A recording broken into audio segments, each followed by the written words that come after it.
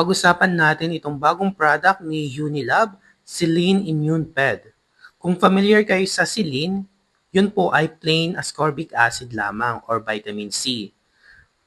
Pag narinig nyo rin yung Silene Plus, ito po yung ascorbic acid or vitamin C na may kasamang zinc. Ngayon, meron na namang bago. Ito po yung Silene Immune Ped. Ang nadagdag lang po dito is yung beta-glucan. Ano nga ba itong immune ped na to? Ito nga pala ay isang vitamin syrup na tumutulong sa pagpapalakas ng resistensya o immune system, lalo na sa mga bata. Meron pala itong tatlong ingredients. Ito po yung beta-glucan na may 90 mg. Tumutulong po itong palakasin ang panlaban ng katawan laban sa virus at bakterya.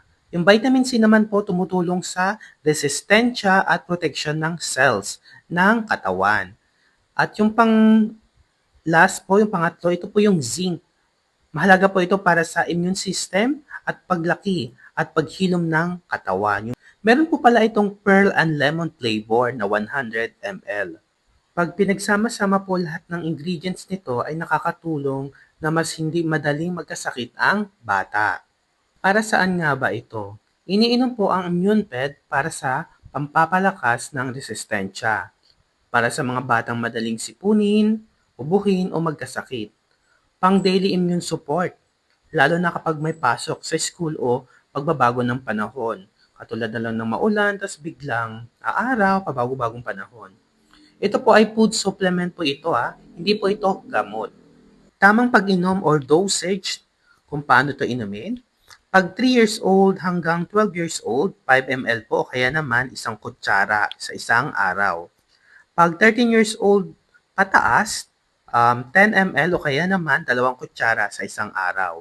Bago nyo po ito painumin sa inyong mga anak or mga bata, kailangan i-shake po muna para maging mix well yung content nito sa loob. Mas mainam po ito pagkatapos kumain para iwas sa irritation ng tiyan, yung pananakit.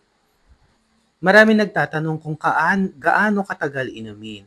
Dahil ito po ay vitamins or food supplement at hindi naman ito gamot, pwede po itong inumin araw-araw, lalo na kung gusto nyong palakasin ang resistensya ng mga bata or ng inyong anak. Wala naman po itong problema kung pang-maintenance or basta sundin na lang ang tamang dosage.